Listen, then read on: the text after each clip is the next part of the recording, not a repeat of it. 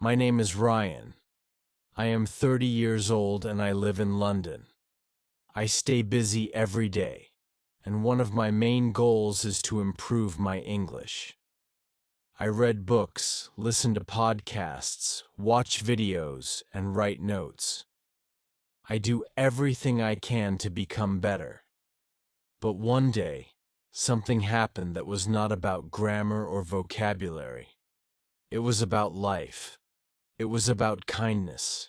It was winter. The weather was cold and the sky was gray. I wore my coat and scarf and walked to the library with a notebook in my bag and £5 in my pocket. I planned to study English and buy a sandwich later. On my way, I passed a small tea shop. Outside, I saw a woman standing alone. She looked tired and sad. Her clothes were old, and she held a small paper sign that said, "Please help. I have nothing left." I looked at her, and she looked at me. I felt something in my heart, but I kept walking. I told myself I had no extra money. I needed that £5 for lunch. But as I walked away, I couldn't stop thinking about her. Something told me to turn back. So I did. I walked back to the tea shop and stood in front of her. "Would you like a cup of tea?" I asked. She looked surprised, then smiled and said, "Yes, please." We went into the shop. It was warm inside, and the smell of fresh tea filled the air. I ordered 2 cups, one for her, one for me. It cost £3.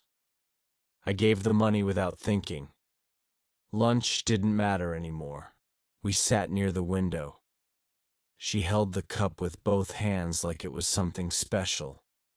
After a moment of silence, she said, "My name is Mary. I used to be a teacher. I had a job, a home, and a family. But everything changed."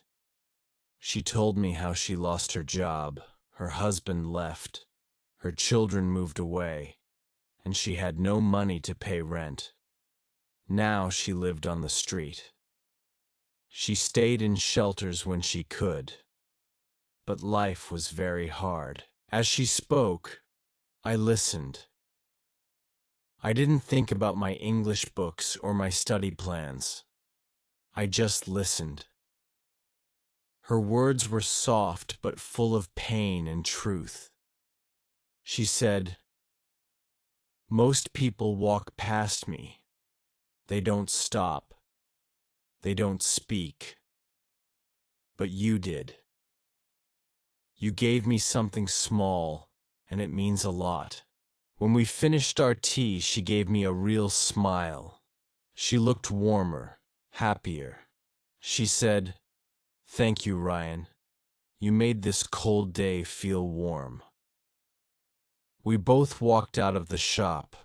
She went one way, and I went another. But I was not the same person anymore. That day, I went to the library and opened my grammar book, but I couldn't focus. My heart was full. I had learned something big, not from a lesson, but from life. That small moment, that simple cup of tea, changed me.